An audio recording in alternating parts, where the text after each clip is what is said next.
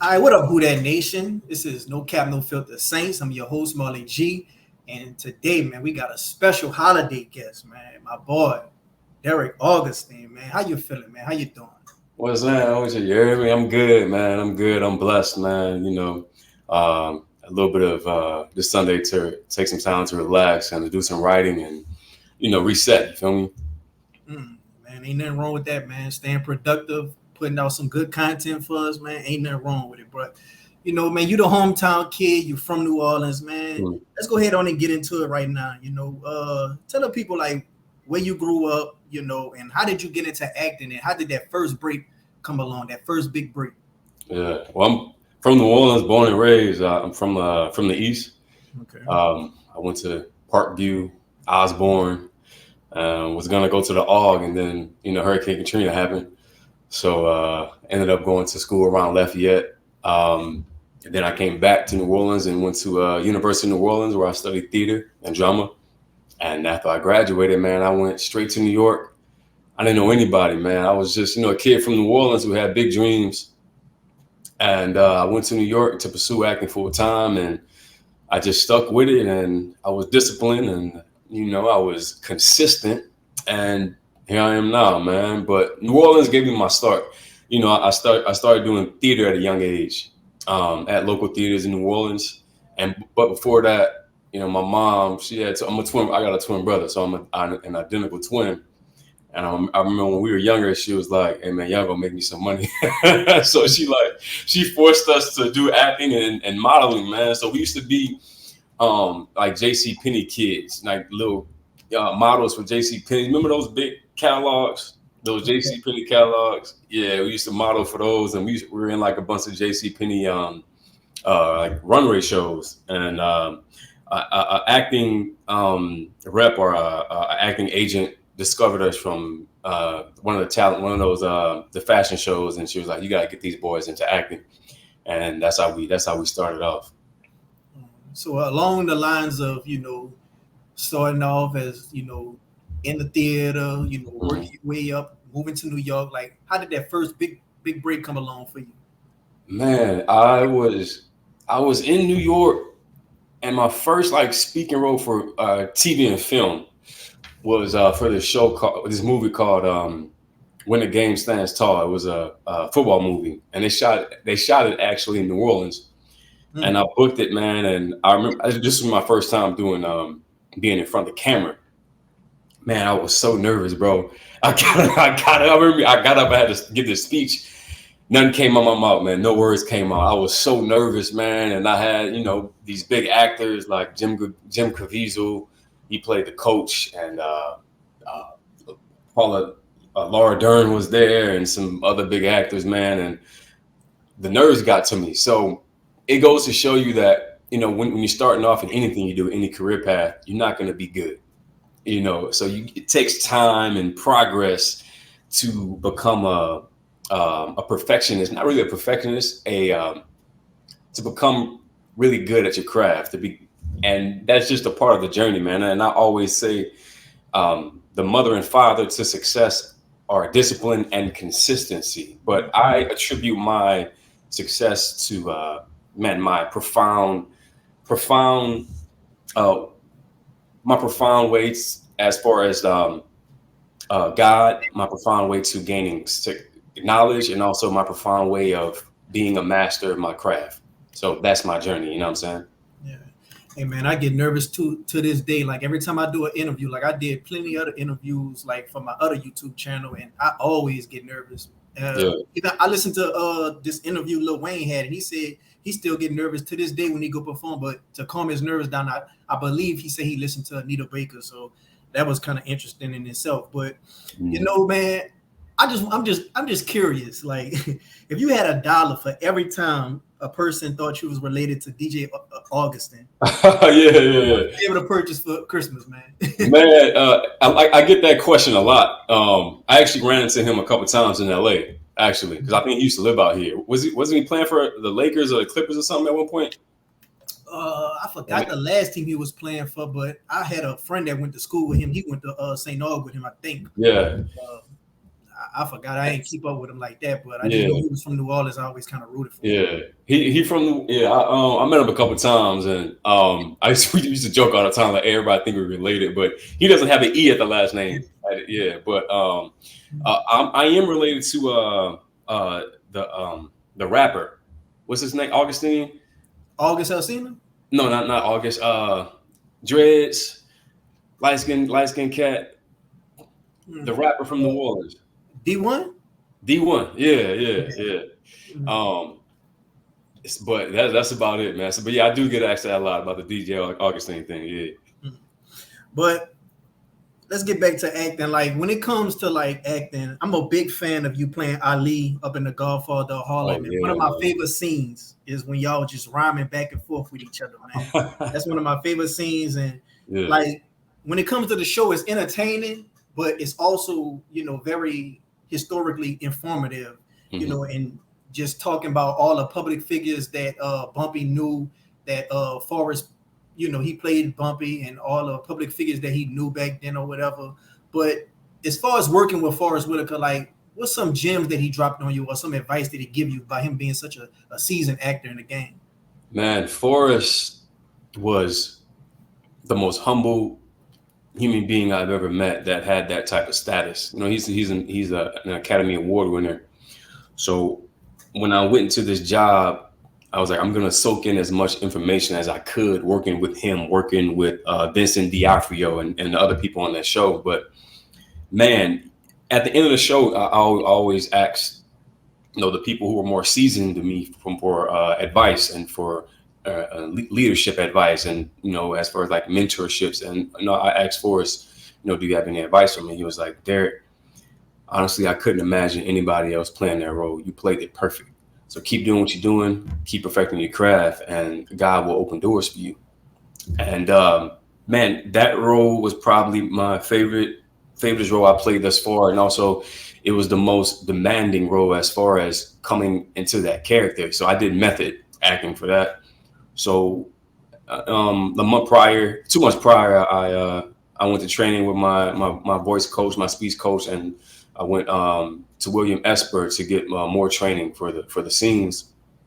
But it took a lot of work as far as like listening to interviews, perfecting his voice. That was the hardest thing about playing Muhammad Ali is his voice, because he's originally from Kentucky, so it's kind of southern, but it has a little twang to it. You know what I'm saying? A very specific accent. So my dialect coach and I, we just worked on it, and I was, while I was playing Ali, I put my tongue like on the top of the bridge of my mouth. So it was like 2-time Golden Glove champion, 2-time AAU champion.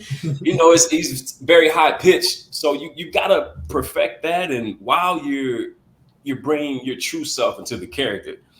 You know what I'm saying? So my coach always says it's a very different line between acting and pretending. You don't want to sound like you're putting on an act. A lot of people do that when they're playing these historical figures, which is tough. You know what I'm saying? When you're playing somebody who, especially like Muhammad Ali, everybody knows that's a worldwide name. So of course they're gonna be very critical on you. So I had to bring it, and that's what I did. I was nervous at first, man. I remember my first scene, I was nervous because it wasn't just the fact that, okay, I'm playing this character, it's the fact that I was playing Muhammad Ali. Yeah. You know what I'm saying? Yeah, man, you knocked it out, man. I really enjoyed that series, man. I'm looking forward to the next season. Oh, we got renewed. So the next season they're gonna introduce Bumpy Johnson. Remember Bumpy, who Denzel Washington played on American Gangster? I was waiting for him to come. I was waiting for Bumpy. I'm like, damn, where's Bumpy? It was, the creator. I talked to the creators about that. They just, Bumpy. No, you mean Frank Lucas? My bad. Yeah, my bad. Frank Lucas. Yeah. Frank Lucas. So they had some discrepancy between, I think, the Frank Lucas's rights, and they didn't want to get sued. That's why they didn't want to bring in his character before. Is he still alive? I don't remember. Is Frank Lucas still alive? I don't think he's dead. I think he passed away recently. I'm not sure. I'm not sure either, but they had a hard time getting access to, to his story. But I think now, because it's PD, it's public domain, they can introduce parts of that story to Bumpy Johnson. But it's gonna be very interesting how they do that. You know what I'm saying? I'm looking forward to that side of this story as well. That's gonna be very intriguing. Yeah, yeah. But you knocked out that role though, man. I tip my hat to you, man. Like Yeah, every time I appreciate you. look at that show and I see you playing that character, I'm like, man, that's some big boy shoes to fill. And you damn sure you brung the wood and knocked out that role when it came to Muhammad Ali, man. Appreciate you, dog. Tip my hat to you. But Yeah. as much as I would like to talk more about your acting career, I find it so interesting. Mm. Unfortunately, we gotta talk about these sad ass Saints, man. Bro, First of all, man, look, bro, I am a diehard Saints fan. I became a Saints fan when my mom used to sit my brother down and make us watch the Saints when we were like. I remember I don't remember the age, a specific age, but when we were very young. But I remember Bobby Hebert was the quarterback. I think he was still the quarterback. I was so young, I just didn't understand. You know what I'm saying? And then I remember profoundly watching Aaron Brooks. Man, my mama used to like throw shoes at the TV, man. But she was a fan, and I'm a big New Orleans Saints fan, man. I've been through thick and thin, but now it's just, bro, it's so hard watching this team just wipe away the 10 plus years of success that Drew Brees and Sean Payton built. And now they try to hold on to that legacy, and you see what happened, man. I say it all the time, man. We went from gumbo to goulash. We lost our culture, we lost our identity. Yeah. I'm still having a GPS trying to find this identity that's explosive on offense that Dennis Allen claimed we have. I haven't found it yet. Maybe you can help me find it, but I haven't found it yet. I can't find it either, man. And you know what, bro? I really feel bad for our veterans. In a way, our team has to get younger. They have to get faster. But our veterans, man, they deserve rings, bro. DeMario Davis, Cam Jordan, Lattimore, even though he's not old, but he came in that 2017 class. So, man, we got some great players that deserve success, and it's so sad that we can't reach that hump, man, that we thought we were going to have these last 2 seasons. And that's why they kept that veteran group together, because they thought we were going to win. That's why we brought in Derek Carr. And I was okay with them bringing in Derek Carr. You know what I'm saying? I was like, okay, Dennis Allen, you didn't have your quarterback that you chose last year. Get your quarterback in here. You want to retain Pete Carmichael? Retain him. Bring your staff in here, and let's see the success we can have. Because, I mean, can you blame them? You didn't want to tear it down because we knew the division were going to be bad. We knew that if we get a middle of the pack quarterback, that we can probably be successful with the veterans that we have. But it just unfortunately didn't work out like that, man. Yeah. So, what was your thoughts on the Saints Rams game? And if I'm not mistaken, you are like in the Cali area. Like, did you attend the game? I was supposed to go to the game, but something came up, man. One of my homies played for the Saints, so he gave me some tickets for me and my dogs out here. But something came up, so I couldn't go. It was raining bad out here. But man, this Rams game, it was gonna show me that, hey, can we play at a high level, or can we not play at a high level? And hey, man, that game exposed us to who we are, which we are a mediocre team. And I think that hopefully the Saints upper management, they see that, and they're gonna want change too. Because as a Saints fan, man, we can't go through another year like this, bro. We can't, man. As far as like the fan base, I feel like it's kind of split. Maybe it's a lot more leaning towards making the playoffs. Where do you stand? Do you fall in that side that want to make the playoffs, even at the expense of keeping Dennis Allen for sure? Or do you kind of want to lose out and not only be in better draft position, but, that really make Dennis Allen's seat even more hotter? And, you just kind of like punt on this season. We can't really do nothing anyway. Yeah, going to the playoffs would be cool, but at the same time, how far can we really get with Dennis Allen limping into the playoffs? We had this easy schedule. We seen the people who we beat. We see how we do against upper echelon competition. Like, where do you stand as a fan? I tell you this: if we would have beat the Rams, I would have been all in for making the playoffs. Because the Rams are a great team. I mean, their schedule don't really reflect that, but they found their groove finally. And I said, man, if we can beat the Rams, that will prove to me that we could go in the playoffs and make some noise. because I put the Rams like with the Philadelphia Eagles, Dallas Cowboys, people we would face, in the NFC as far as the playoffs. But when we lost the game, I was like, "There's no way we can compete with these dogs, man. There's no way." So, man, as a Saints diehard fan, you never want to wish your team to lose. But man, what's the point in winning, man? What's the point in winning when you are going to retain Dennis Allen? Because if they do make the playoffs, they're going to say, okay, Mickey Loomis is going to be, oh well, he's above 500. Which is a better category which he was last year. So we're going to retain him. We're just going to get rid of Pete Carmichael, bring in some new offensive staff members, but we're going to retain DA. I don't want that, bro. You got to switch the culture, man. I was listening to Matthew. I forgot his last name, but he has a show on ESPN. I'm talking about Matt, the white guy. He's very like, yeah. I listened to a video of him yesterday. He was talking about this is what the Saints need to do. Get rid of the coaching staff, bring in a whole new staff, let them draft a quarterback, let quarterback sit behind Derek Carr, eat the cap hit for 2025 when we can let him go. I think it's like a $13 million cap hit, opposed to if we let him go this year, it's like 40 or 50, so you can't do that. Either way, Derek Carr is going to be on a team. So draft the quarterback, let him sit behind DC, and just like what they did with Pat Mahomes, right? Let him sit behind that quarterback, and next year after that, let that quarterback have the helms. That's what I think. That's honestly what I think we need to do. For me, go get what's the quarterback? I'm the quarterback. What's the coach for Michigan? Harbaugh. I think I just seen a report that said he got like a $10 million clause to where he can't coach an NFL team next year. Damn, that would have been a perfect. I mean, to me, he's old, and I just want somebody young, vibrant, and refreshing, and we just give a young guy a chance. The same way we gave a young Sean Payton, the same way the Rams gave a young Sean McVay, the same way the Dolphins gave a young Mike McDaniels. I want to just take a chance on the young guys and hopefully, he can grow with whatever quarterback that we do draft. If we was to draft a quarterback in the first or second round. This is what you do. You go find one of them hungry offensive assistants with San Fran, with the Eagles, or with the Lions, and that's how you do that. Now give him a young, hungry dude that's going to bring in his own staff, bring in his own OC, bring in his own DC, reamp this whole team, and let him cook. Yeah, because here's the thing. An older guy, I don't think our team is that attractive based on the fact that, we have this cap situation. We have Deric Carr contractually obligated to us.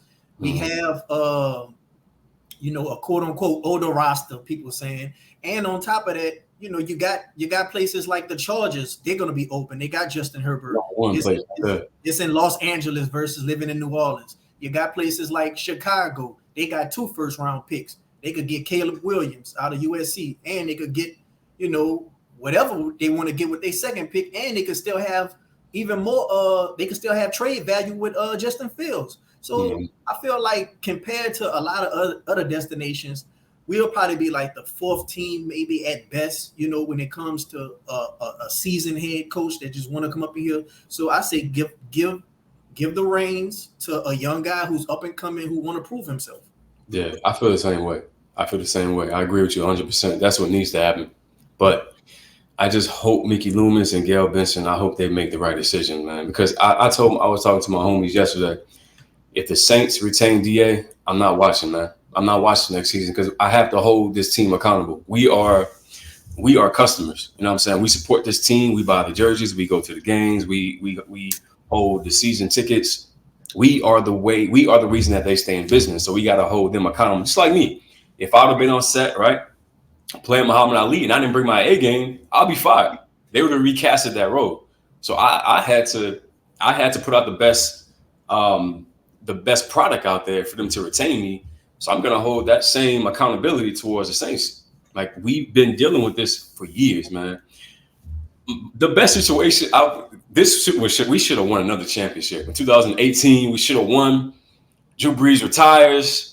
We'd have been set. I say this all the time. You give us another Super Bowl, I don't care what y'all do for the next 5, 6, 7 years. We got another Super Bowl.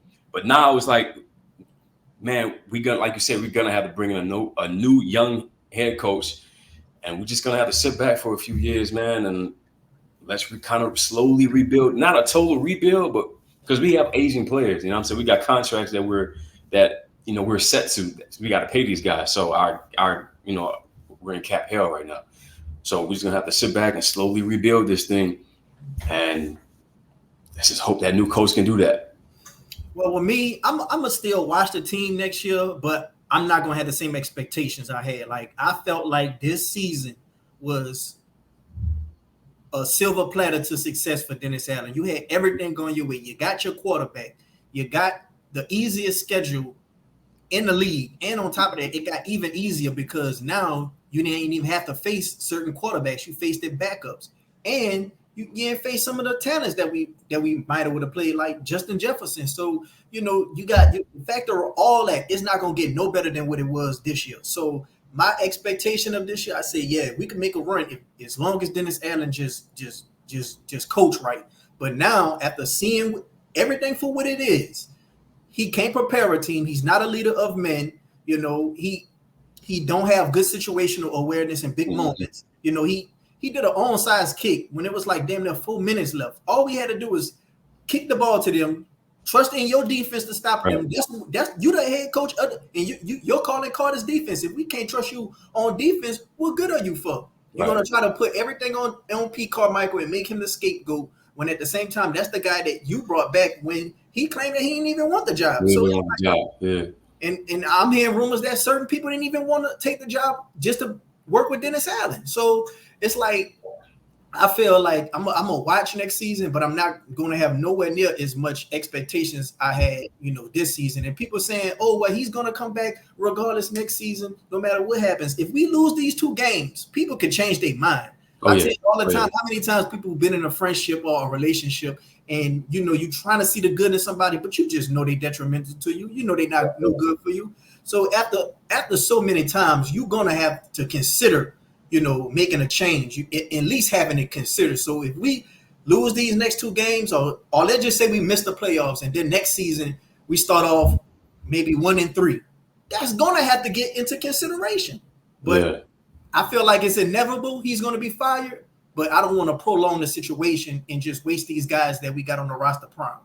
Right. Now I think they know you gotta let this dude go, man. He's a, like Matt say, he's a lieutenant. He's not a general.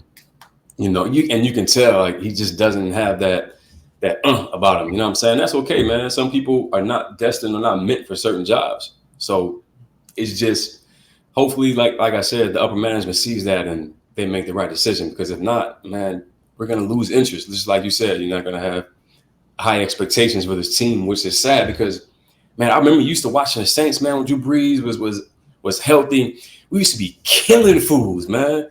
Killing them, you know what I'm saying? And now we're at this point where we're like barely surviving, you know what I'm saying? We're 500. Like you said, we got this easy schedule. Like, why are we not succeeding overly succeeding through these expectations that we had for this season? So I don't know. But I went into this season thinking that, like you said, we're going to make the playoffs and make a deep run, at least in the NFC Championship. That's what I expected. You know what I'm saying? I was like, hey, okay, we can at least make it there. We lose against San Francisco or Philly in the NFC Championship. I'm okay with that. You know what I'm saying? But I feel like my ceiling for the team was 12-5. I thought we was gonna go 11-6, and my floor was 10-7. Mm-hmm. Now they picked us, Vegas or whatever. They picked us to get like maybe 8 wins or something like that, or 9 wins or something. I said, man, we getting double-digit wins with this schedule. Look at our roster. But we didn't factor in how much the league knows Dennis Allen, how much the league knows Pete Carmichael, how much the league knows Deric Carr. And that's the triangle right there. That's the triangle that really judging everything off. And we see how important it was when we had Sean and when we had Drew in the heyday. So everybody knows in the league, like when, in them circles, everybody know each other. Just like in the acting world you in, everybody know each other. Everybody know everybody. Yeah. Everybody know they weaknesses. Yeah. Everybody know their strengths. People talk. So when they come up with these expectations, sometimes you got to go ahead on and try to, consider what they saying. Even when they talked about our running back room, everybody was saying our running back room is ranked this in the league before the season started. We was like, what? We got Elvin Kamara, we got Jamal Williams, we got Kendrick Miller. He a rookie, man. We gonna be straight. We got Taysom. Yeah, but we didn't factor in. We got Dennis Allen and Pete Carmichael prepping these guys through the week and calling up the schemes. Yeah, and our O-line is not that good, man. Yeah, man. What do you think we need to do as far as to be kind of successful next year? The same thing that we just talked about. The same thing that Matt Moscona said. Like we gotta just go ahead on it, accept the fact that Deric Hart likely gonna be on this team, and we just got to draft a quarterback in the first round. I personally would like Jaden Daniels, but if we get Penix or somebody else, that's cool with me. Just have somebody, in the shadows. Have somebody in the shadows to make Deric Hart play better. Now, don't get me wrong. Deric Hart didn't play good this year, but at the same time, I do feel like let's just say we swap staffs with the Lions. Yeah. Our record would be the same as the Lions record right now. I think Ben Johnson calling this offense, it would be a different Alvin Kamara we see. It would be a different Taysom Hill. Jamal Williams had 17 touchdowns. Now he has maybe 0 or 1? He has no touchdowns. He has no touchdowns. So you can't tell me a different offensive coordinator that would use more motions, use more Alvin Kamara in his strengths, getting him in open space. Just like when we watched the Rams. Puka and Cup, they were wide open. Bro, they were. They were out coaching Dennis Allen and Pete Carmichael. They was running circles around him, man. All the motions they was doing, it was like Cooper Cup running. It was well balanced. They have an identity. We don't have an identity, and that's what we're missing. Yeah, and it's like when I was looking at Sean McVay versus Dennis Allen. Who was going to win that matchup, and I also was looking at Raheem Morris defense versus Pete Carmichael. Our talent on our offense is better than the Rams' talent on their defense. Their defense is very young, very inexperienced. But at the same time, Raheem Morris, I just feel like he's a better coordinator than Pete Carmichael. And on top of that, we're predictable. Teams know what we're going to do before we even do it. Yep. So you losing half the battle right now before the snap even starts. Right, exactly, man. And like I said, I hope Gail and I hope Mickey Loomis see this. The stuff we're talking about right now, I hope they see this and making this the adjustment that is necessary for next season. So I don't know, man. I know that Mickey Loomis. I'm glad you brought Sean Payton here. I'm glad you brought Drew Brees here, and I'm glad for the success we had. We got a championship. At the end of the day, we do have a championship, but now you have to make the right decision again and do what's necessary, just like you did in that era. You know what I'm saying? I started watching you a lot on TJ Jones' podcast, State of the Saints. Yeah, that's my dog, man. Yeah. That's when I first said, man, I need to bring you on and chat some Saints because you seem like you know what you're talking about. You're passionate about the team. I think TJ had brought it to a lot of people's attention that basically Mickey Loomis can get fired. A lot of people are starting to ask for his job. Mm-hmm. Where do you stand with Mickey Loomis? Do you want him fired or are you still giving him a chance? Because in my opinion, he did what a GM is supposed to do. Technically, he gave DA a chance. And at the same time, he gave Dennis Allen everything he asked for. That's what a GM supposed to do. When you got a head coach and y'all trying to make a run, you give him what he asked for. He wanted Deric Hart. He gave it to him. He got Joe Woods for the defense. He gave it to him. He did everything that he wanted. That's what you're supposed to do. And then a lot of people saying that, he's basically saying that Dennis Allen going to stay. He's basically saying that, but he's not going to say, I'm going to fire him when they still in playoff contention. He's not going to just say that while they still have the chance because the door is still open, especially if the Bucs lose today and we beat the Bucs, the door is still open. So he's not going to just say, we're going to have to fire Dennis Allen if he don't win this. He's not going to say that. He know how to play the media. Where do you stand with Dennis? Where do you stand with Mickey Loomis? I feel like if we don't make it to the playoffs, if we stay this subpar team, I truly believe he's going to make a change. I really do. I really do believe that because I don't like us. He's a businessman, and if he wants an ROI, I think that he's going to pull the plug. So I'm not going to make my decision as far as is he still a good GM or is he not until the season is over and if he pull the plug on DA. That's going to be contingent on my answer to that. I'll want him fired if he bring DA back. But is a good GM because everybody's seen this roster coming into this season and last season. Everybody's seen this roster. Everybody felt like we had a chance to make a run. If you feel like if you're a fan base and you feel like you got a chance to make a run, the GM did his job. He did his job. He did. Yeah. At the end of the day, Dennis Allen and Pete Carmichael falling short. So if they falling short, okay, now you see that they falling short. Now you gotta make a chance to change our future right now. You gotta make a chance because me firmly, I want us to lose out. I want us to not only lose, I want Tampa Bay to bust that ass. If that happened, oh man, that happened, he ain't gone, man. that last Falcons game is gonna be empty. I want that be empty. I want a lot of fire Dennis Allen banners all around the stadium. I want Gail Benson to have to step in and just make no choice. But the fire. Yeah, I'm not gonna lie to you, man. All my homies feel the same way, and I'm there too, man. But it's tough because I'm a diehard fan, man, and it's crazy that we're even talking about this. That we even like coming to the conclusion that if we do lose against Tampa, if woo happen, we got to bring out these fire Dennis. We got to basically go back to the brown paper bag days, man. Bring out the brown paper bag. Bring out, bro. How did you get here, dog? You know what I'm saying? A lot of people call me a fake fan on Twitter. A lot of people, a lot of people tell me that. But at the end of the day, I feel like I'm looking at what's in our best interest for our future. It's detrimental to limp into the playoffs with Dennis Allen, and he just for sure don't be on no hot seat. Look all the people we beat. Ryan Tannehill, bench. Who else we beat? Bryce Young, beat him 2 times. They having a historically hard, sad ass season. They were probably one of the worst teams in the last 5 years. Who else we beat? Mac Jones, bench. Dobbs beat us. That's crazy. Dobbs beat us, man. And he played. And now he benched. And now he's benched. Yeah, but you're right, man. He's a backup. We didn't even play Justin Fields. Beat all the teams we beat. All the teams we beat are losing. They have a losing schedule, man. And that says a lot about us. And dude, do you want to go into next season with DA? If hypothetically speaking, if we do make it to the playoffs, we're gonna have a harder schedule next year. You know what I'm saying?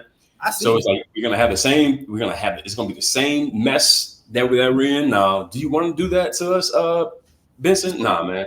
Let's make the change. Let's make the change. You're right. I'm with you. I don't think you're a fake fan at all. I'm a diehard, and I'm like, if it comes to that, let's bring in the fire DA banners at the end of the game. We're gonna see this Tampa Bay game gonna be the outliner of where do we go as fans? Do we cheer for us to make the playoffs or do we not? I want Baker Mayfield to look like Tom Brady out there. I don't give a damn though because I want him gone, bro. We not going nowhere with him. We not going nowhere significant with Dennis Allen in the building. I don't care. I don't care if we had Drew Brees on this team. I don't think it'll help because he can't prep a team. You see the body language in Alvin Kamara. He ain't been having fun since we had. I feel bad for my boy, man. Yeah, I feel bad for him. He ain't been having fun since we was throwing down. Man, what he used to be eating on the wheel routes. Well, he do good on the Texas angle route, but Pete Carmichael don't do it. But I'm talking about the fruit we used to throw down to him. He used to be eating a little twisters. Twisters, but you know the candy we used to give him. I forgot it was. Let me ask you a question, Doc. You say you want Jaden Daniels. What do you think it would take for us to get Jaden Daniels? Because I think regardless, was that trade up? Not trade up, but that's what I'm saying. What's it? How does that trade look? Do you looking at 2 firsts, 3 firsts? What are you looking at? We ain't have to give him no damn 3 first for Jaden. He ain't no damn. He's not looked at in this draft as a Caleb Williams. You'll probably have to do that for Caleb or Drake May, but Drake, Jaden Daniels. I feel like, shoot, if anything, we probably have to give up a first round, maybe a player or 2, and I'm willing to do that. Though at the end of the day. You got to keep striking for a quarterback until you hit. If not, you're just going to remain in purgatory. This is a quarterback-driven league, and you got to have a good head coach marriage to fit that quarterback as well. So, even if we had Jaden Daniels, as long as we got Pete Carmichael and Dennis Allen, I don't feel like he's just going to have that much success. But at the end of the day, we got to have to take a try, and losing will help us get Jaden Daniels because I feel like, Dennis Allen, he's tied and tethered to Deric Carr. So Dennis Allen not gonna use a draft pick to get No. Jaden. He's gonna help the success for Deric Carr. Yep. He's gonna get a lineman or a defensive end. That's what DA is gonna do. But like hypothetically speaking, if we do get a new head coach, OC, defensive coordinator, all that, I think it's gonna take, because Jaden Daniels gonna probably go top 10, right? Yeah. Caleb Williams, Nick's gonna be second probably, but there's a lot of quarterback hungry teams out there that need a franchise quarterback. And the way Jaden Daniels play, he's that dual threat. You know what I'm saying? I can beat you with my legs, beat you with my arm. So this is what we're gonna have to do. We're gonna have to probably trade up the top 5, and that's gonna take at least 2 firsts. We're gonna, because there's no way we can trade a player because our contracts. You can't. Maybe Lattimore at 8K. That's it. But they're probably gonna go for second or thirds at this run. I don't think we could trade them. I think Matt Moscona was talking about how the way they contracts is and all of the dead cap tick and all that. You can't trade them. We can't trade them. So you can't trade them. So this is what's gonna probably take for you to get in top. Let's say we go in. If Caleb Williams go, Bo Nix go, and for us to trade into that spot, we'll have to do like 2 firsts. This year first and next year first. We did it for Davenport, and we missed out on right. I'm with you. I say let's do that. Let's bring Jaden Daniels back. If it takes 2 firsts, let's do it. But this is our redeeming chance. Yeah, you got to do it. I feel the same way. I like JD. I think that he'll bring the fans back. Like, as far as, okay, we got something to look forward to. Even though we suck next season, we know that Jaden Daniels is going to be our quarterback of the future. We're going to get better in the trenches because we're going to have to rebuild that offensive line at some point. You know what I'm saying? And also, our defensive line. Woo, boy. Well, we're going to have to use a free agent. We're going to have to get a free agent. That's why I wanted to run it back with Jameis and take that $150 million we gave the call and put it in the trenches and get a pass rusher. I said this before the season started. But I also said, well, if that's the guy that DA want, if that's the guy that Pete want over Jameis, they got to get with their guy. So I said, well, fuck, if they want to get their guy, let them have it. Give them a chance. I wash my hands with it. Go ahead, brother. It's not going to work. It's not going to work with Jameis if that's not their guy. That marriage got to work. So if Deric Carr is your guy, then so be it. But I didn't think Deric Carr was leaps and bounds over Jameis. I didn't. I said this before the season. But I'm gonna tell you this. That's another reason why I want us to lose. And like the teams that's kind of up there with us, I want them to win. I want the Falcons to win. I want the Bucks to win because that might make them bring back Arthur Smith. That might make them bring back Todd Bowles. I don't want to get another coach. Because if the Falcons get Jaden Daniels with Pitts and Bijan Robinson and Drake London and off the Bucks, that's scary, dog. That's scary. Justin Fields, I don't want that. I don't want that either. Go ahead on and win, make the playoffs. Y'all ain't gonna go nowhere, and then y'all gonna try to run it back with the same head coach. Now I want all that, because I just don't want them to get better and the Saints be like, well, we got these rookies. We got the veteran running Deric Carr. We should have the upper hand. No. Can you imagine if Atlanta get Jaden Daniels? Jaden Daniels, Justin Fields. Boy, a quarterback. Period. We in trouble because they can run the ball and they got good defense. They got Ryan Nielsen, so it's good. That's why I want them to win. Boy, that's scary. And it's not just about the draft. It's much more deeper than that. I want to lose to get Dennis Allen fired. That's the first priority. I would rather the number 17th pick in the draft with Dennis Allen fired than the number 10th, than the number 12th pick with keeping Dennis Allen. So it's not just about the draft pick. It's much more deeper than that. It's getting Dennis Allen fired. And he's not going to attract no free agents next year unless we just paid him a lot of money. Nobody want to play with Dennis Allen. Nobody, dog. Yeah, you're right, man. I got homies who play for the Saints, man. I ain't gonna say that. I'm pretty sure they see some of my tweets and they want to like it so bad. They want to retweet it so bad. They making sense, bro. But they gonna get on in front of the camera and say the political correct thing. Oh, it's us. We're not executing. But we know what it is. We know what it is. I just hope they know that we're not booing them. We booing them. No. We're booing the coaching. They're aware of that. They're aware of that. Yeah, some of them they might think. Some of them. Well, some people they probably is booing Deric Carr, but I think Deric Carr did that to himself. Yeah, he did, man. You can't come here with that ego. This not your team, bro. It's not your team. It's not Deric Carr's team. So you come in here with that ego, you don't take accountability, you blame other people, bitching at people on the sidelines, you're gonna lose a fan base. Jameis was not the greatest quarterback, but I love Jameis, bro. Even though, because I knew he was getting the game, I knew he about to throw an interception. But he was just so built off what the Saints love and what we, what we put out. He really, what I'm saying? I think another reason that Jameis stuff happened, not just Dennis Allen, but I think it was Michael Thomas. Because as soon as we got Deric called, Michael Thomas said, "Thank you, Jesus." I just don't think. Yeah, you're right. I don't think Mike liked Jameis. I don't think he do. He started backing him after Cole was messing up tweeting, during the game. And that's another thing. Mike tweeting during the game, that just showed how much lack of discipline Dennis Allen had on his team. Oh, Sean Payton got him out of there. Mike, I love you. You got to go. We're not about to bring this back inside locker room, man. Did the same thing with Kenny Stills. Did the same thing with Brandon Cooks. Did the same thing with Jimmy Graham. All of them. Like, you got to go. If you don't want to accept this culture that we built here, we built this from those losing seasons that we had. Now we got a good culture. If you don't want to buy into that, you gone, bro. Mike, I love you, bro, but I can't have it in my locker room, bro. Sorry. Go to Dallas like your uncle wants you to go. Go to Dallas, bro. But so I asked you, what's your well, you basically told me what's your perfect scenario as far as the coaches in the draft. What's your scenario as far as the players? Like, what do you think we're gonna do with Mike? And do you see anybody getting traded that you hope that don't get traded? Because people could say about these cap numbers and all that. We still see crazy stuff all the time. Yeah.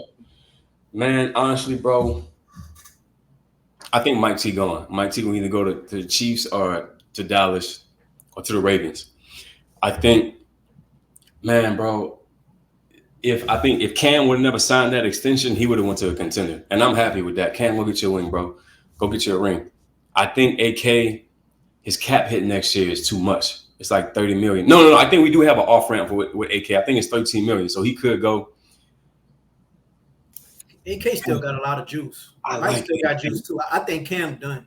I think Cam done, bro. You too old, Cam. We're gonna have to put him in the inside now, or we got to get young on that pass rush, bro. Because man, to defend those running quarterbacks who we are going to have to really defend come next season. Let's say if, hypothetically speaking, if the Atlanta Falcons or Tampa Bay get Hurts, I'm not Hurts. What's the dude name? Yeah, Hurts. Justin Fields. Justin Fields. If they do get one of those quarterbacks, we are done, bro. Yeah. So you got to get young on that defensive line, man. I don't know what you do with Cam though, bro. He has to stay on the team, but honestly, I think they're gonna have a conversation with AK. Like, AK, man, we would love to have you to be here, but man, do you want to stay here, bro? Like, are we? And he deserves that, bro. Like, are we holding you back? If yes, here, man, go. We're not even gonna trade you, bro. Here, we're gonna release you, brother. Go to a contender, my G. Other than that, man, I think those players are gonna stay, man, because we're locked in. You feel me? I still see a lot of juice in AK. I still see a lot of bursts. We just use them wrong. I feel like you don't have that same success that Christian McCaffrey having. Nobody can tell me no different. Yeah. But what do you do? What do you do, bro? Like, if he wants to leave, if he does request that, I'm a strong believer. Any player want to leave my team, I'm trading. I don't want nobody who don't want to be here. Yeah. That go for friendships. That go for relationships. That go for anybody. Anybody who don't want to be with me, I'm not about to hold you hostage. Yeah, for sure. So that's hopefully we get a new coaching staff and they're gonna have to have that conversation with him. Or it don't get bring up. He could be rejuvenated since we got a new coaching staff. Be like, okay, I'm here. I'm a Saints for life. Let's make it work. You know what I'm saying? But these young bucks that we got, like Alontae Taylor, that's my dog. He's staying, bro. It's like the new safe Jordan Howard. We got some dogs in that, especially the defensive the DBs. We got some dogs, man. I'm glad we out of the days with Fred Thomas and you know what I'm saying. Well, we used to have some shitty cornerbacks, but I think that's one of our strengths defense. Jason David, Brandon Browner. Man, remember that, bro? Boy, White days, man. But now, bro, that's one thing about DA, man. He's a beast for the secondary, man. And the secondary, that's his only thing. That's our identity right there. We got a good secondary. We got a good secondary, man. But once Tom Matthew, once he get out of there, we're gonna get younger and faster, man. They're gonna be some beasts back there. Right. You know what I'm saying? I think he need to be playing more to the line of scrimmage. But yeah, that's what he should be playing, to the line of scrimmage, bro. Alontae Taylor, a lot of people to me, I ain't really have that much high expectations coming in for Alante Taylor this season because he playing that slot. That slot is very hard, dog. It's hard, bro. Alante should be playing outside, man. He's a dog on the outside, man. It was hard because you got Simone and you got a Debo. Debo beat him out fair and square. We see that Debo playing good, so it was kind of hard. They were really in a rock and a hard spot right there. But when Sean went down, I don't know if they should have maybe put, Alante Money in the inside and move Alante to the outside. Yeah, that was gonna stun his growth in the slot though. So rocking a hard spot right there. So he gonna figure it out. He gonna figure it out. That boy a dog, man. I mean, he run like a 4.2. You know what I'm saying? I can't wait till he get his first pick. I can't wait. Man, I know, bro. You know he a noob. He a capper. I want him to hit that shimmy. Yeah, I'm a capper too. So I told like you gotta hit that shimmy once you get your first pick, dog. No matter if it is an Atlanta game or a Tampa Bay game, go ahead and hit that thing. Yeah. Do you feel like he's about on the same level, or you think he can be an upgrade over CD? Yeah. I think so. I think just because he's like taller and faster, you know what I'm saying? I think if he lock in. Like, let's say this offseason, man, he just lock in and really hone into being, okay, I'm a slot. And if he really take it to that next level, I think so. I think next season going to be like, oh, man, this dude's a dog. And you know what I'm saying? But it's hard. Like, he came from the outside and then they moved him to the inside. That's totally different scenarios. He ain't got the sideline aiding you. Exactly. So I think if he hones in, you know what I'm saying, tap into that, like, really accept that, like, okay, I'm here. Let's do it, man. He would be a dog. I was disappointed in Jawan and Colin Saunders. Everybody thought Colin Saunders was gonna come up here, and he really getting a lot of saving grace from that fullback package that we run in the red zone that we don't do no more.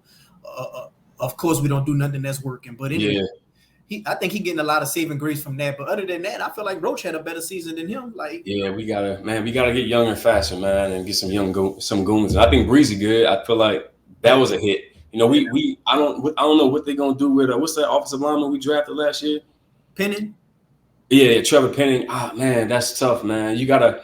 I get why they did it. It was a young, dude was a molar, right? But man, he really didn't have an off season. He got hurt, you know what I'm saying? So now it's like, what do you do with him? You're gonna have to bring in a good offensive line coach that can really develop him, which he needs. I don't think it's just a talent thing. I think it's a disciplinary thing. I think he got into it with probably cursed Carl out and talked to Dennis Allen, or he probably cursed Dennis. I think it's more of a disciplinary thing that he's on right now, because he's not even in the jumbo packages. He's not. That's gotta be a disciplinary thing. That's not talent. Yeah. But if it is talent, that just show you how this coaching staff is coaching up the offensive line and just everything on the offense. But it's a lot of players that's underwhelming. And coming into the season, I said we got 3 key players I think that's going to take us, that is going to really get us over that hump. Of course, Deric Carr was the easy out. So besides Deric Carr, I said it was going to be Mike Thomas staying healthy, Trevor Penning figuring it out on the left side for Deric Carr blind side, and Peyton Turner finally staying healthy, and he could develop a pass rush. Because if Peyton Turner was healthy, I believe he will be giving much more production that Cam Jordan is giving. Oh yeah. But he might come back this next game and see that this next bus game, this gonna get everybody rattled back in, because we might get Sean back, Marcus May, you might get Peyton Turner, Kendre Miller. We're gonna get all these guys back healthy. Oh yeah. Probably gonna come. This is gonna suck everybody back in. But at the end of the day, it's gonna come down to coaching. Yeah. Yeah, you're right. We're gonna see, man. Say what? Richard Nostradamus had on to give me a prediction for that game. It just depends. I think it's going to depend on if the players check out, because they know this is going to be the defining game. Was like, okay, we make it to the playoffs, or we don't. Are we going to have? Do we want DA back or not? I think they're going to have an internal conversation about that, dog. Which is, I mean, you got to put. It's. I think that's. You got to look at it for what it is. You know what I'm saying? I'm sure that they're thinking about that. If the players bought in, I think they're gonna fight hard, man. We see how they fight, dog. We see how they fight. We see how they play. It's a rival. We know how they play Tampa Bay. I think it's gonna be a close game, but if all the players are bought in, I think they win by a field goal. I really do. I think we're a better team, man. We're just a poorly coached team. But I think the players are gonna want to fight if they want to, if that makes any sense. Because if you don't think them players are like, all right, man, if DA lose, we probably ain't gonna make the playoffs. We're not gonna make the playoffs. I don't think Jawan Johnson will be open for a game winning touchdown and be like, nah, I need to let DA. No, not that. I don't think that's happening, but I'm just saying I want the team to lose. I just hope the team to lose. I'm not saying that, I want the players to go out there and just. But bro, you know when a team got to come in with some fire and they hitting, you know when they playing from the heart, and you know when just like when who got the Panthers lost by 50 or something. I think that was the Chargers. Yeah, and they fired everybody. You don't think them players are like, man, we tired of this dude. That's what happened, bro. And the Saints, I think they're gonna do the same thing. But honestly, if they bought in, bro, I think it's gonna be a close game, but I think we'll win. It's gonna be a very, very small margin. Give me the score, man. Give me the score, man. Man, I'm gonna go like 17-20 or something like that. 17-20, 17-21. Or it could be like 10-12, 10-13. You just never know. I think it'll be 24-17. Yeah, about around that same little, yeah. I don't know, man. We gonna see. You want a new coaching staff, you want a new quarterback, we're gonna have to lose this game, bro.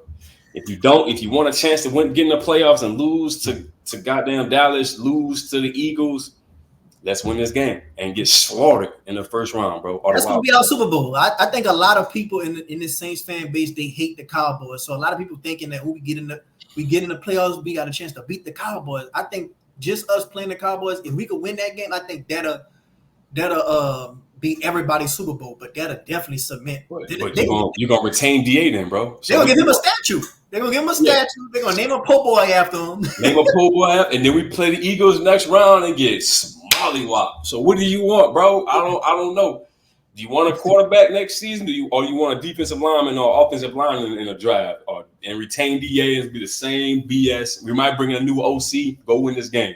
If not, punt this season. You have to punt it. Yeah, so like the next 2 games, and let's just run it back with another head coach, and hopefully he can select a quarterback, and then we just take it from there. Let him and Carl battle out for the starting position, because just look at that AFC South. Dog, I stay in Houston, and there's so many people out here who just so happy that team got a lot of high hopes with CJ Stroud. You're looking at a good coach. Yeah, man, it's just they got a whole young division of quarterbacks, and they got a whole young division of hope, and that's something that we lacking right now. Hope. We're gonna just be in purgatory. But before I let you go, man, I got one more question to ask you, man. You know, you've been doing your thing with the acting or whatever, man. Like, let the people know what you got upcoming, man. I was hoping that you was gonna be in this new Bel Air, this new I know the cast on that, man. They shoot when we shoot All American, so it's hard. But like I did a music video with Coco Jones, and I just worked on a project with the homie that plays. Hey man, she's beautiful, and she's like beautiful inside and out. If that makes any sense, very talented young woman. And I just did a project about the Negro Leagues with the guy who plays Will Smith's friend on the show. What's his name? Jabari, not his real name. The dude that plays his friend. What's Will Smith's friend on the show? I don't know his real name. Not his real. The character name. Oh, on the Bel Air. Yeah. Carlton. No, the dude that's dating. Oh, Jazz. I just did a project with the actor who played Jazz. So we all cool, man. But nah, man, we just got renewed for season 6 of All American. We shot one episode in December. We going back. I'm not sure if I'm gonna be back in many episodes of All American, but next year, man, I'm actually dropping my first book. I wrote a novel. It's a YA fantasy. It's about Black wizards in New Orleans. So I'll have the IP to shop around Hollywood, and hopefully that gets made into a TV show or movie. And when it does, I'm casting everybody who's originally from New Orleans in the book. I'm going to New Orleans and casting New Orleans talent when that happens. I'm tired of Hollywood bringing in actors who are not from New Orleans and that they got these country ass accents. Yeah, y'all going down by the bike. We don't talk like that, man. New Orleans, we got this certain type of. I always say New Orleans is not located in Louisiana. Yeah. We our own state. You hear me? So for me to get that real talent, I'm going to New Orleans and I'm casting real talent, man. You know what I'm saying? So I'm looking forward to that. Um, Next year, man, it's gonna be a good year, man. I feel like my team and I are coming together strategically, and we're putting together a plan for me to be a lead of a show, like lead or co-lead. So 1, 2, or 3 on a call sheet of my own show. That's the plan. That's it's not a wish list. That's what's gonna happen. So next year is gonna be a great year, man. I'm looking forward to my future endeavors. And I'm sure it's gonna be a great year for you too and your endeavors. And I think we're gonna get a reset on the Saints. I feel like we're gonna get a new quarterback, new coaching staff, and all that. And man, I'm just looking forward to the steady progression of my career and a steady progression of my relationship with God, and me continually to seek out knowledge, and me to continue to seek out progress in my craft. And that's how I wrap up my 2024. If that makes any sense. So a little bit more about this Black Wizards in New Orleans. Like is it about to be some Harry Potter in New Orleans? Yeah, let's say like a urban Harry Potter, man, and it's a fiction novel. It's like a proper YA fiction novel. It's around 440 pages, which is like equivalent to 100 and something thousand words. It took me 5 years to finish writing.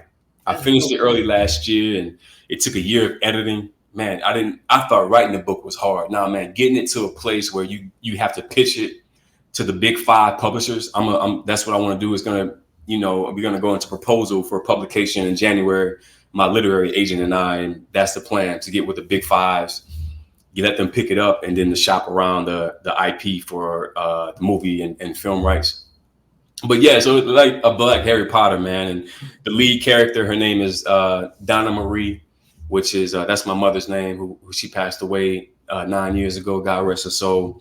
And like the character, she struggles with some of the struggles I've dealt with in my life, like losing my father when I was 3 years old, growing up in New Orleans. You know what I'm saying, where some of my family members were in some on the bad side of things, you know what I'm saying? And then me staying on the right path. And then my mom getting sick when I was 13, her having a stroke and an aneurysm, and me taking care of my mother. And Donna Marie goes through those same similar things, those aspects of my life that I went with. And me wishing when I was 13, I always wished that, man, I wish I had like magical powers where I can just escape. You know what I'm saying? I can escape my current reality of me not having a father, my mom's sick. What can I do? I wish I could have just escaped. So Donna Marie has this little escape where she finds out she's a wizard, and she gets invited to go to the school in New Orleans, this predominantly Black school for wizards called Nolans. So she goes from New York, she moves to New Orleans, and she finds out that she's from like the best bloodline of wizards. And I don't want to tell the whole story, but she ends up saving the world from the elders of the school. And that's Nolans. That sounds dope, man. I just seen like a movie that's coming out with like I saw that too, man. That's a lot of people was disappointed in it though. Yeah, I saw that too. Looking good, but never like, hold on, what? Nah, this one right here, bro. Nolans is like proper. Yeah. It's a great storyline, man. I can't wait to share it with the world. And to get people excited about New Orleans culture, because I feel like Hollywood doesn't really exploit that. They try, but they don't really get the gist of it, the real meaty, the real gumbo, the roux of it. And I want to do that, man. That's one of my things. That's why I started a production company with my cousin called Fleur de Lis Entertainment. We're gonna start doing projects in New Orleans with real New Orleans folks, real New Orleans stories, to let people know that it's stuff that you can captivate in New Orleans, other than voodoo, other than vampires and stuff like that. We have real stories of real people that we want to exploit, and to show the world and how rich our culture is, and how we can capitalize on bringing stories to life. So, being from New Orleans, how hard it is, kind of growing up as a youth with like bad influences and stuff like that. You got anything upcoming, like, to give back to the community as far as the youth? Yeah, I actually started a foundation in memory of my mother called the Augustine's Love Foundation, which I'm going to give back as far as like families dealing with strokes and aneurysms, and financially support and things of that nature. So that's going to be, I launched it this year, but I'm going to go full force next year. And actually, when my mom passed away, I went back to New Orleans for 6 months to take care of her estates. And what I did was, man, I gave back to it. I went to the juvenile detention hall in New Orleans, and I was a mentor there where I mentored troubled youth, man. And I'm still really good friends with some of the kids I mentored. That just, man, it felt good for me being a young man to share my stories with these young men and women, to let them know that, yeah, I come from the hood, I come from the streets, but I made it out. And this is my pathway. And you can either stay on the pathway I did or make your own decisions. I'm not pushing you, or I'm not, I'm not trying to force you to do that, but I can lead your hand and let you on your way. You know what I'm saying? That's what we need. The youth needs to see more young people who they look up to give back. And it's a shame, like a lot of young people, they don't really, they can't see themselves in these older guys, 60 or 70, and want to do it. They want to see young folks. But I feel like, I'm sure you can attest to this too. We feel like as a young man, I'm on my own journey right now. I got so much stuff going on. I'm trying to build generational wealth for my family, my future kids. I'm trying to, build my foundation. I don't have time to do that, but it's our obligation to do that. We have to find that time, and we just have to subconsciously and consciously make that time available to give back, because that's, I think, we are on this world to do. You know what I'm saying? God put us here to be a beacon of light for people who need that light. All right. Yeah, man, that's what's up, man. I always support, people giving back to the community, doing fundraisers, opening up possible youth centers, all that stuff, because the youth are the future. So yeah, without a good future, where would we be? But tell the people where they can follow you at, man, for anybody who supports you. Yeah, man, just follow me on IG. I'm not really that active on social media, but I try to be, man. So my socials are all Deric Augustine. That's DericAugustine. Man, just watch some of the stuff I'm in. All Americans on Netflix, Godfather Harlem on Epix. I think it's still on Hulu and MGM Plus. Man, Swagger on Apple TV. I'm trying to see what else. Criminal Minds, Cloak and Dagger. Shameless on Showtime, man. I'm blessed, man. I really worked on some great projects, man, and I can't wait to see what the future holds for me. You know what I'm saying? Man, that's what's up, man. My brother loved Criminal Minds, but yeah, man, appreciate you joining the show, man. It was a real fun interview. It was a real fun Saints talk with you, man. And all I gotta say is, man, in the words of the Saints legend Dennis Allen, keep doing what you're doing. Hey, man, chill, bro. Hey, you know what? We're gonna come back on here when DA gets fired, man. We're gonna have a conversation. Like we knew this was gonna happen, you know what I'm saying? We definitely gotta have another conversation. Like maybe once we know for sure what our future hold with this playoff contention, like once we finally know we out or we finally know we in, then we definitely gotta, just talk about what's gonna happen next, man. Yeah. Hey, man, I'm gonna give y'all a word to the viewers, man.